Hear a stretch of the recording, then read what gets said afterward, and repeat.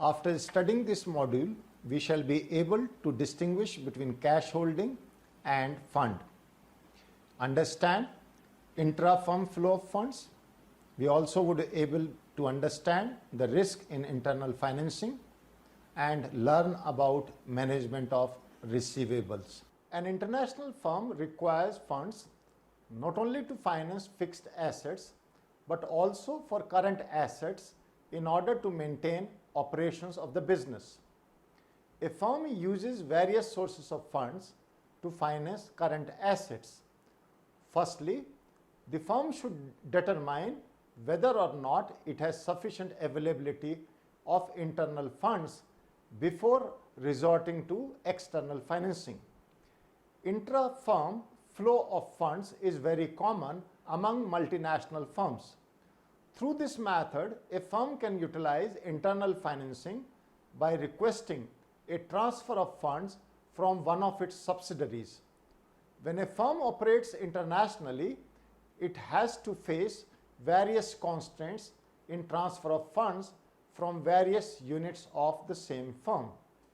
For example, a firm faces foreign exchange risk when the exchange rate changes as the value of cash inflow and outflow or value of exports and imports gets affected. Also, it faces political risk when restrictions are imposed on the flow of cash or inventory by the government of host and home country. There are many options available to the international firm which facilitates transfer of funds in the presence of strict exchange control, such as transfer pricing, parallel loans, leads and lags, changes in dividend payout ratio, changes in the rates of royalty and other fees, and use of blocked funds. What are the motives for holding cash? The most liquid form of asset is cash. It includes demand deposits and currency. Although cash is an idle and non-earning asset, but minimum amount of cash is required to be kept in order to maintain liquidity in the business. Transaction motive refers to the requirement of cash to meet the need of day-to-day business activities. A firm holds cash to make payment for cash purchases, payment of salary, wages, rent, tax, insurance, etc. At the same time, it receives cash in the form of sales and other incomes. If cash inflow and outflow were of equal size and simultaneous, then there is no need to hold cash. But in reality, the size of cash inflow and outflow is not always equal. And also, there is a time gap between the inflow and outflow of cash. This makes the holding of cash essential for the firm. Precautionary motive. Precautionary motive refers to the requirements of cash to meet the unexpected occurrences or contingencies that may arise. If the firm has a sufficient cash balance, then it would be able to face the unexpected events or accidents. For example, if a customer does not pay the bills or the raw material supplier do not provide credit, then the requirement of cash will appear immediately without prior notice. A firm keeps cash in the form of near cash assets which can be converted into cash easily whenever emergencies arise. The third motive for holding cash is known as speculative motive. Speculative motive refers to the requirement of cash to exploit profitable opportunities that may arise any time.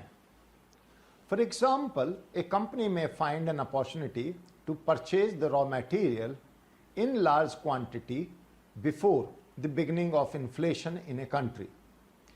Sometimes it may also get an opportunity to acquire another company on beneficial terms if it has sufficient balance of cash and cash equivalent assets. For this purpose, cash is held in the form of near cash assets. The cash holding of an international firm is also influenced by intra-firm and inter-firm flow of funds. There are many constraints that influence both the flows. Exchange control mechanism adopted by various governments considerably influence these flows. A single multinational firm cannot solely control the inter-firm cash flows, and hence its maneuverability is very limited in this respect. On the other hand, an MNC can control the intra-firm cash flow, and hence its maneuverability is quite large. The parent firm can impact the intra-firm flow of cash even if there is an exchange control, and thus can manage the requirement of cash of all its subsidiaries. Intra-firm flow of funds. Let us try to understand the direction of flow. Intra-firm flow of funds can take place in three directions. These are namely from parent to subsidiary. Major component of the funds moves from parents to its subsidiary at the time of setting up of project in the host country.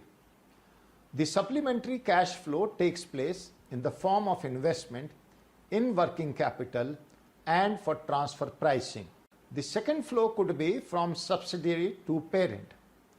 The flow of funds from subsidiary to parent takes place in the form of payment of dividend, royalty, and technical service fees, disinvestment by the parent company, interest and amortization payments on loan given by parent company, proceeds of export, import payment, and also for transfer pricing. The third kind of a flow could be from one subsidiary to another subsidiary. Fund moves from one subsidiary to another subsidiary in the form of proceeds of export, payment for import, and transfer of funds for meeting cash need as authorized by the parent. Form of transfer of funds. In the presence of exchange control mechanism, an MNC may choose any of the following method to transfer the cash from one subsidiary to another subsidiary. First is transfer pricing. Transfer pricing is the pricing of transactions that occurs between different units of the same firm. When goods, especially intermediate goods, are moved from one affiliate to another, then the price of such sale take the form of transfer pricing. In intra-firm transaction, prices are generally charged above or below the arm's length prices. Arm's length prices are those prices that are charged in transactions between unrelated parties engaged in the same trade under similar conditions in the open market. Transfer prices should be set keeping in mind the arm's length prices. It depends upon the maximization of benefits that the two subsidiaries will get and the overall maximization of profit that the parent unit will get. If the maximization of centralized profit is the main objective of the firm, then the profit before tax of the subsidiary located in high tax country is shifted to another subsidiary located in a low tax country. Such transfer of profit is known as money transfer prices.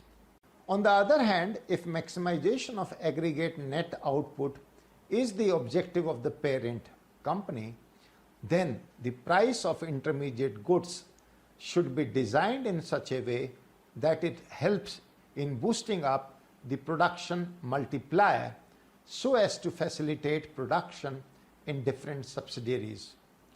Such type of price designing is known as efficient transfer prices. Thus, the main difference between money transfer prices and efficient transfer prices is that the objective of the former is to maximize centralized profit and the latter is to maximize the net output. Parallel loans. Parallel loan is also known as back-to-back loan. In this method, two parent companies take loans from their respective banks and then lend these amounts to the subsidiary of other company. Suppose a subsidiary of a US parent company is located in India. At the same time, a subsidiary of Indian parent company is located in US. Further, suppose that US parent company has to lend $2,000 to its subsidiary, and also Indian parent company has to lend similar amount to its subsidiary in US. If it is expected that exchange rate will change, both companies will lend the same amount to each other's subsidiary. In this case, Indian parent will lend the amount in rupees to the US subsidiary and US parent will lend the amount in dollar to Indian subsidiary. On the maturity, both subsidiaries will repay the amount to their respective lenders. Figure 1 shows how the funds move under back-to-back loan agreement. Leads and lags. Leading means reducing the number of days of credit, while lagging means increasing or extending the number of days of credit. If the period of credit is shortened, then there is larger flow of cash from purchaser or importer to the seller or exporter. On the other hand, if the period of credit is extended, then there is flow of cash from exporter to importer. Suppose there are two subsidiaries, X and Y. Subsidiary X regularly supplies raw material to Y, let's say worth $4 million a month on 90 days credit. The average size of receivables will be $12 million. If Y has to transfer the cash of $8 million to X, there will be leading of the terms of credit to 30 days. On the other hand, if X transfers $12 million to Y, term of credit will be lagged to 180 days.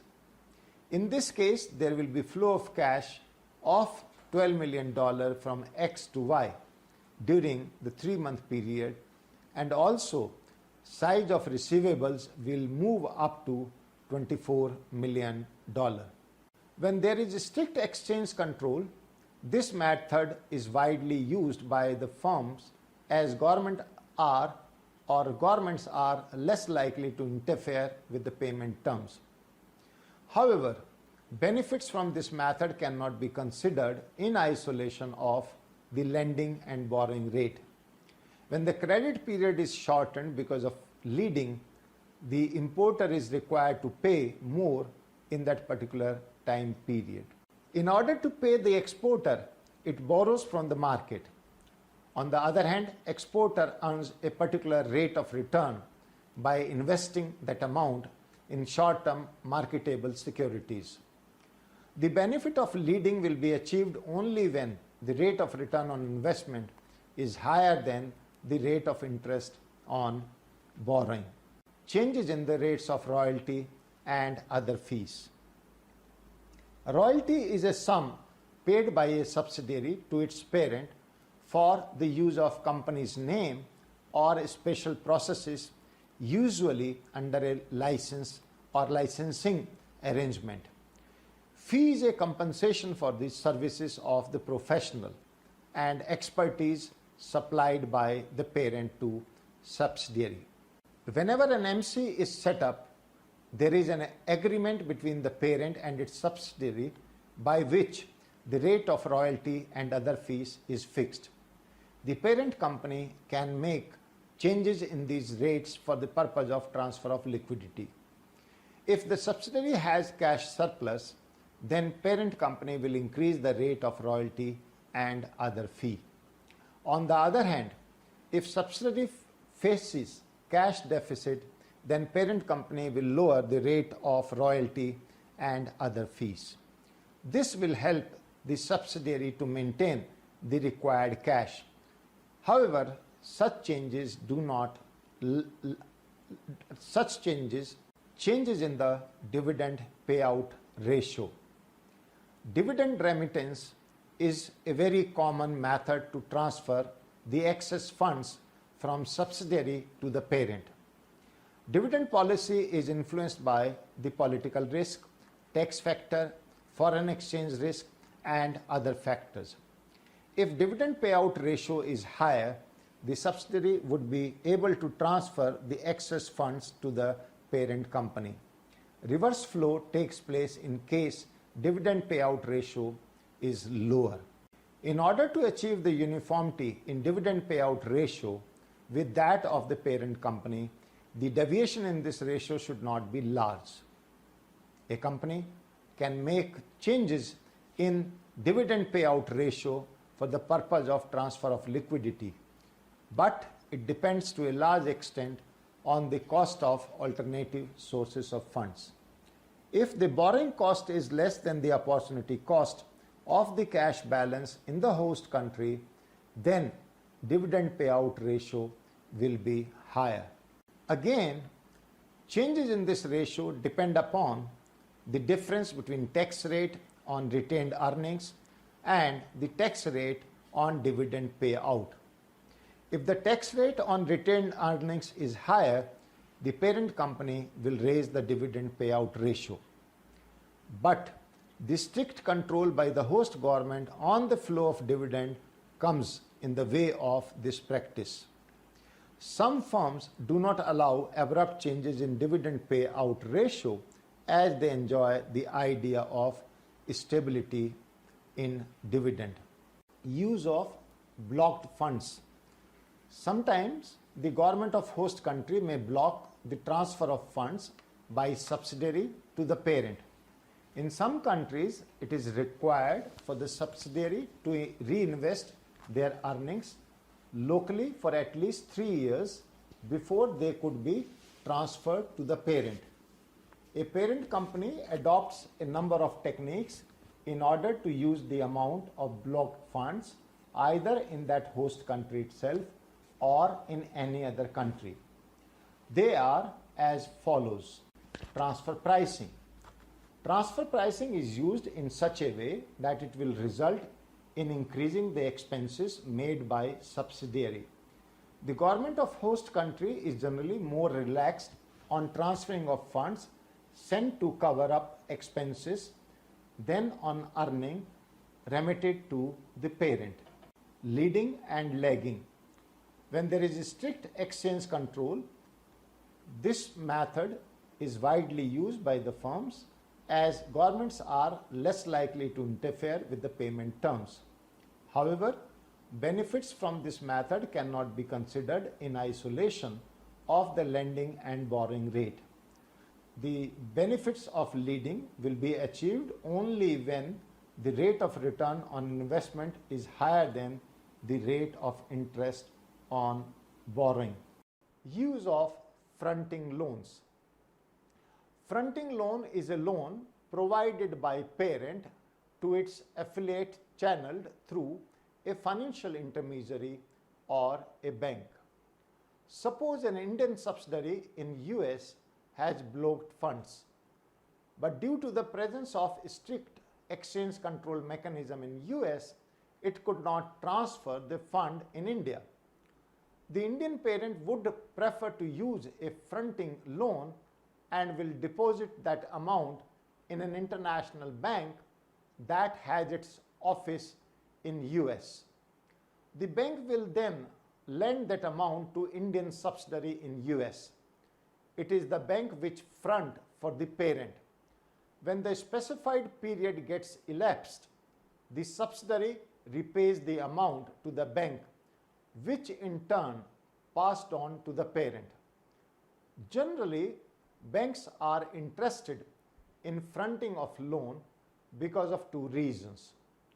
First, the banks do not face any risk because it has 100% collateral. The second is the interest on loan received by bank is higher than the interest paid by banks on deposits. The figure 2 shows the technique of fronting of loan used by parent for the use of blocked funds. Creation of unrelated exports. This is another method used by firms for the use of blocked funds. In this method, subsidiary whose funds have been blocked creates additional exports. For this, additional amount of investment is required that will come out of the blocked funds. Barter deal can be used for additional exports in which Indian subsidiary in US export those items that are not in demand abroad.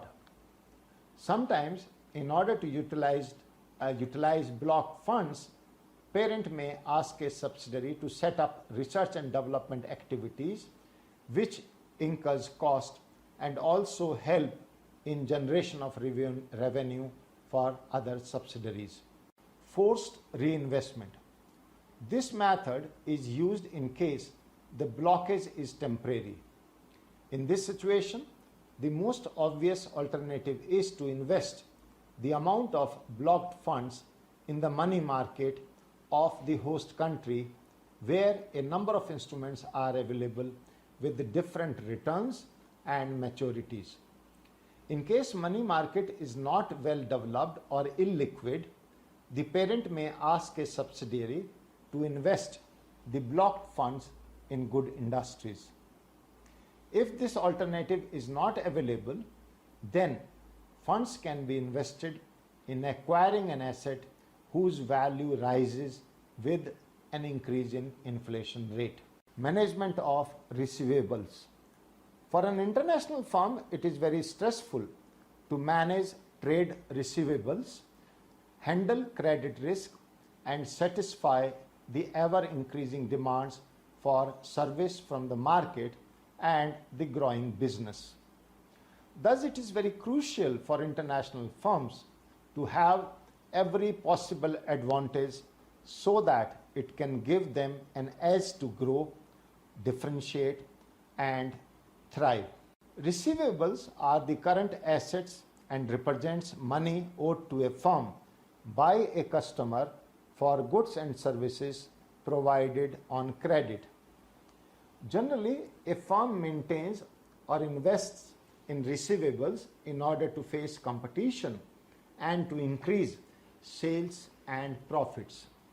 When a firm sold goods on credit, it leads to emergence of account receivables. There are twin objectives of management of receivables.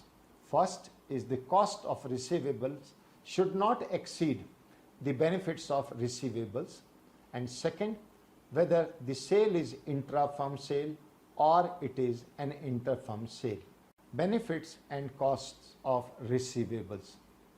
Let us try to understand first the benefits of receivables. Many firms sell goods on credit as it offers many advantages. These are as follows. The first advantage is increase in sales. A firm is able to sell more goods on credit than sales on immediate payment. It is because of the reason that customers get more time to pay for the goods if payments are postponed. The second advantage is increased profits. It is expected that when the sales of the firm increases, then profits also increase. A firm through its credit sales can increase the volume of sales and also earns a higher margin of profit.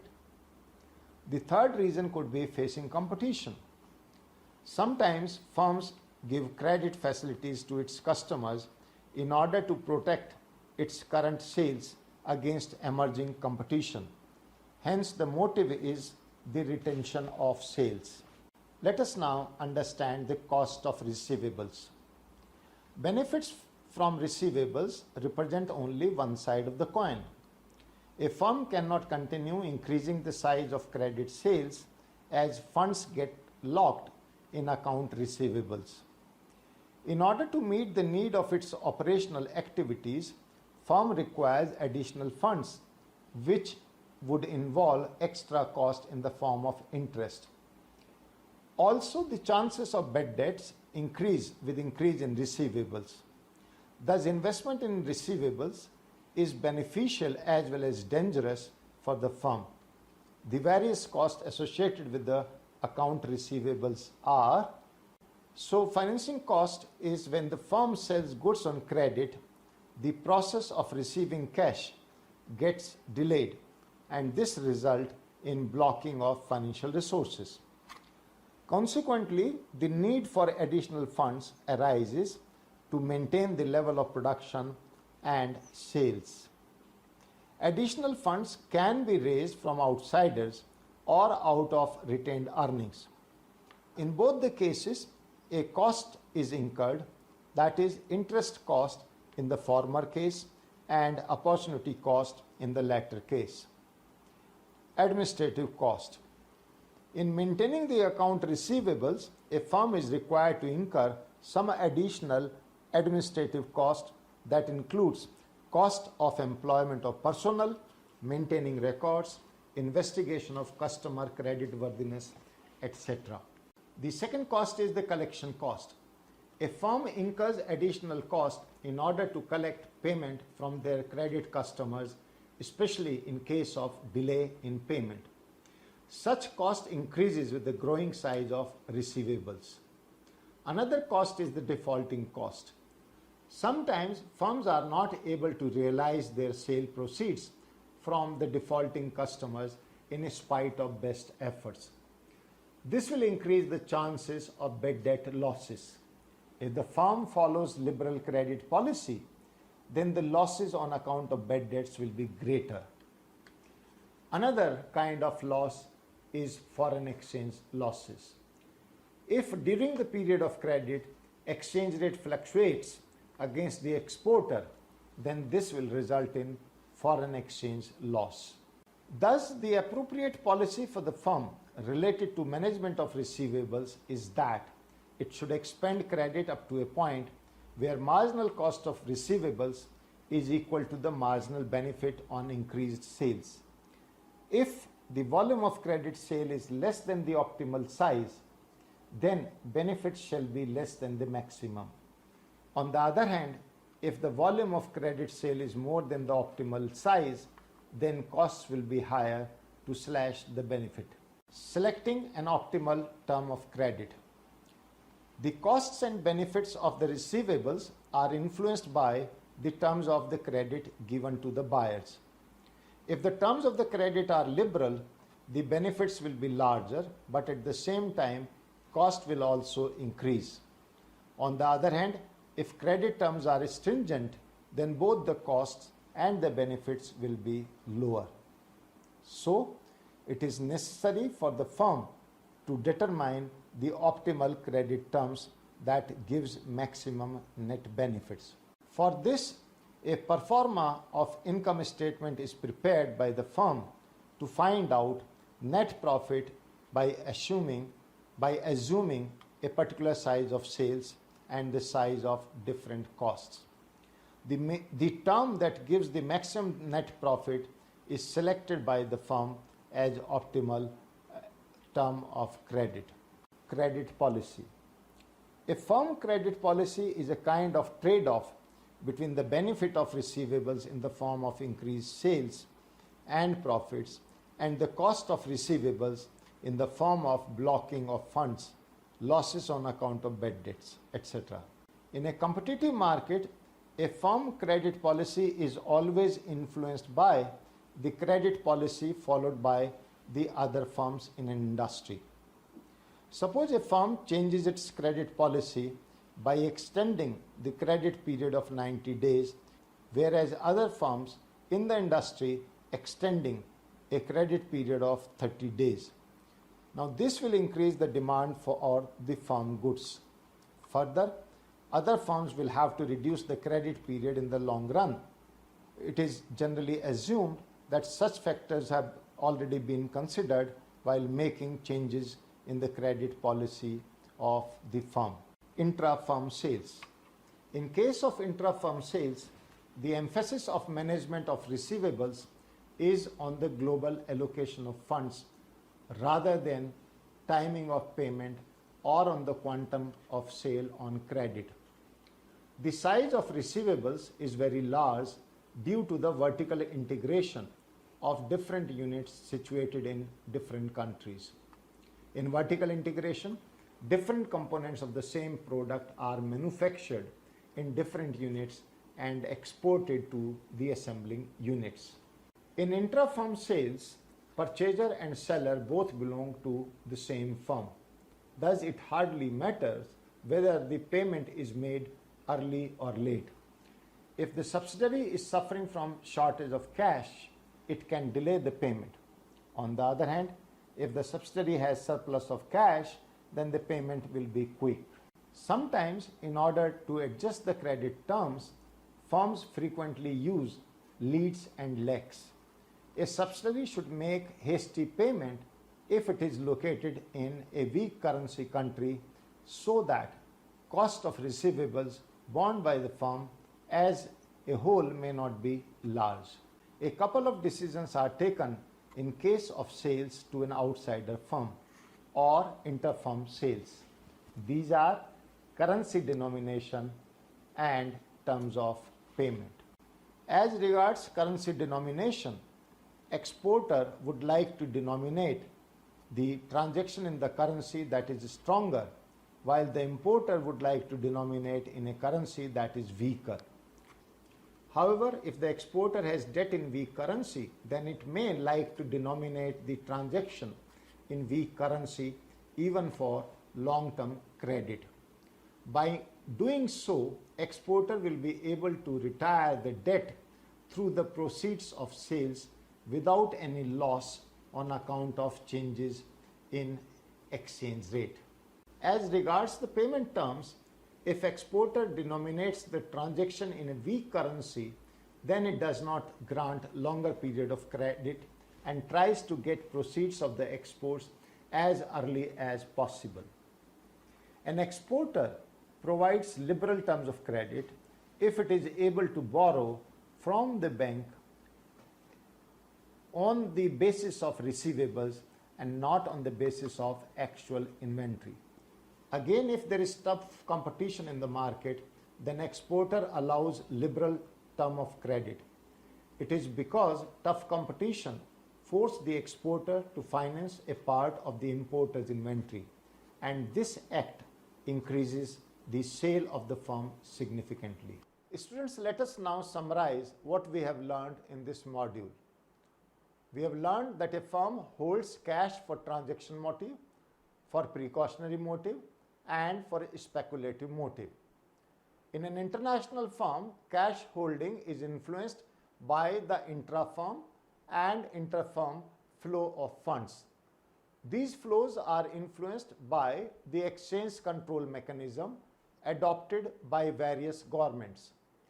Intra-firm flow of funds takes place in three directions: from parent to subsidiary, from subsidiary to parent, and from one subsidiary to another subsidiary. We have also learned that international firm uses various methods to transfer the funds in the presence of strict exchange control, such as transfer pricing, parallel loans, leads and lags, changes in the rates of royalty and other fees, changes in dividend payout ratio, and use of blocked funds.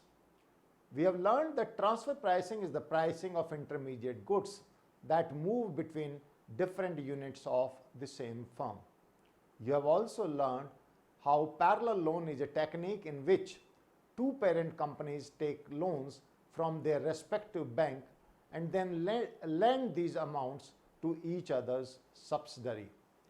We have also seen how leading means reducing the number of days of credit and lagging means extending the number of days of credit. We also had moved on and learned that a parent company can make changes in the rate of royalty and other fees, and also in dividend payout ratio for the purpose of transfer of the liquidity. We have also learned how to use the amount of blocked funds. The parent company adopt various methods such as transfer pricing, leading and lagging, use of fronting loans, creation of unrelated exports and forced investment, and learned that costs that are associated with the account receivables include financing cost, administrative cost, collection cost, defaulting cost, and foreign exchange loss. We have also learned how, in the case of intra-firm sales, the emphasis of management of receivables is on the global allocation of funds rather than timing of payment or on the quantum of sale on credit. We have, in the end, learned how inter-firm credit sale takes care of currency of denomination and terms of payment.